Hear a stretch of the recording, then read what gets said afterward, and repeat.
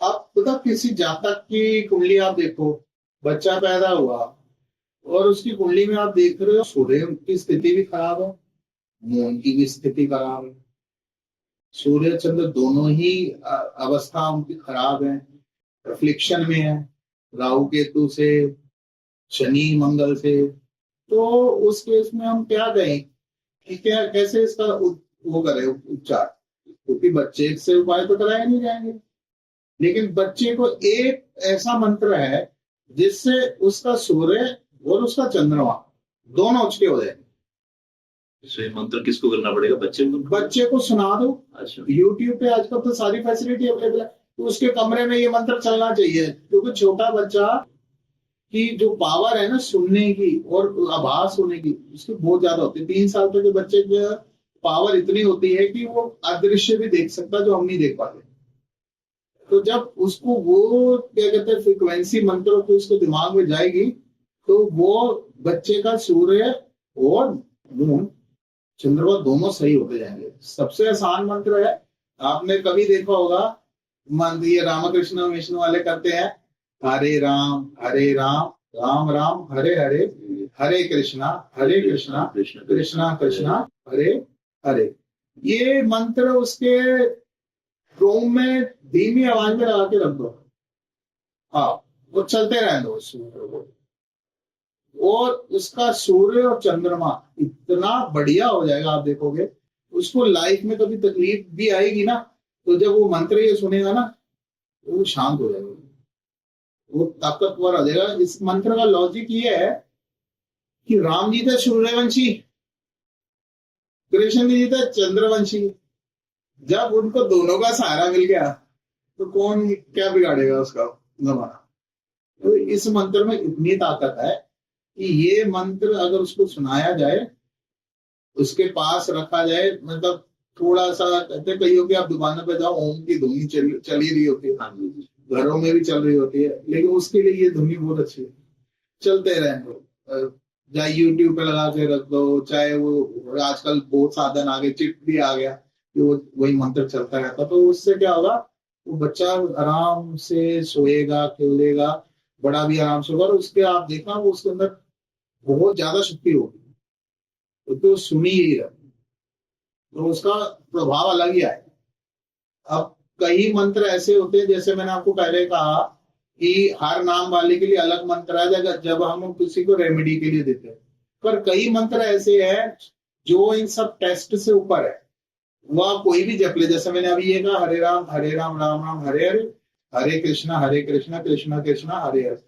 ये मंत्र तो मैंने इसलिए भी कहा कि क्योंकि जिसका चंद्रमा और सूर्य दोनों वीक है वो तो जपे, उसके अंदर वो टेस्ट फॉलो नहीं होता जो हमने आपको पिछली वीडियो में किया मंत्र के हिसाब से। हाँ। दूसरा ओम नमो नारायण, ये भी एक ऐसा मंत्र है जो सब टेस्टों से ऊपर है। दूसरा है ओम नमः शिवाय, ये भी सब टेस्ट से ऊपर है। एक है हरि ओम तत्सत, ओम तत्सत, ठीक है, गायत्री मंत्र, ठीक है ना, ओम नमो भगवते वासुदेवाय। ये जो मंत्र है ये हम कह सकते हैं कि यूनिवर्सल मंत्र है, कोई भी जपे इसकी एनर्जी काम करेगी ही करेगी, कुछ भी हो। पर एक चीज याद रखना, पानी जो होता है ना वो मंत्र उसके अंदर सुनने की कैपेसिटी है, ठीक है, और हमारा शरीर 80% पानी। जब हम इन मंत्रों को उच्चारण करते हैं तो हमारा जो ब्लड सर्कुलेशन है, ब्लड के अंदर जितने भी विषय होते हैं ना, जिसको हम कहते हैं कि इसके अंदर टॉक्सिन्स होता है, टॉक्सिन्स भी प्योर होने शुरू हो जाते हैं, टॉक्सिन्स बाहर निकलने शुरू हो जाते हैं। जब आप सामने किसी पात्र में जल भर के रखो और ये मंत्र पढ़ो, और उसके बाद वो पात्र का जो वो पात्र में जो पानी है वो अमृत बन जाएगा। अगर आप उसको ग्रहण करोगे तो आपकी वाइब्रेशन ही चेंज हो जाएगी। ये फैक्ट है, आप करके देखो, आपको विद दिन, ज्यादा नहीं 43 दिन करके देखो, आपको खुद में फर्क पता चल जाएगा कि कितनी जबरदस्त उसकी जो मॉलिक्यूलर स्ट्रक्चर है ना। आप कभी अगर टेस्ट करवाओगे तो उस पानी का मॉलिक्यूलर स्ट्रक्चर ही चेंज हो जाता है, और वही स्ट्रक्चर काम करता है क्या, एनर्जी तो है, हम भी तो एनर्जी है। बिना एनर्जी के तो कोई काम नहीं करता। और एनर्जी का सोर्स कौन है? सूर्य। चंद्रमा के पास भी अपना ताप नहीं है, लाइट तो चंद्रमा के पास ही नहीं, वो भी सूर्य से लेते हैं। लेकिन सूर्य और चंद्रमा दोनों चाहिए बुद्ध को पनपने के लिए। अगर चंद्रमा पानी नहीं होगा, रोशनी नहीं होगी, पौधे कहां से होंगे? बुद्ध कहां से आएगा? बुद्ध नहीं होता, ऑक्सीजन नहीं आएगी। ऑक्सीजन जुपिटर है।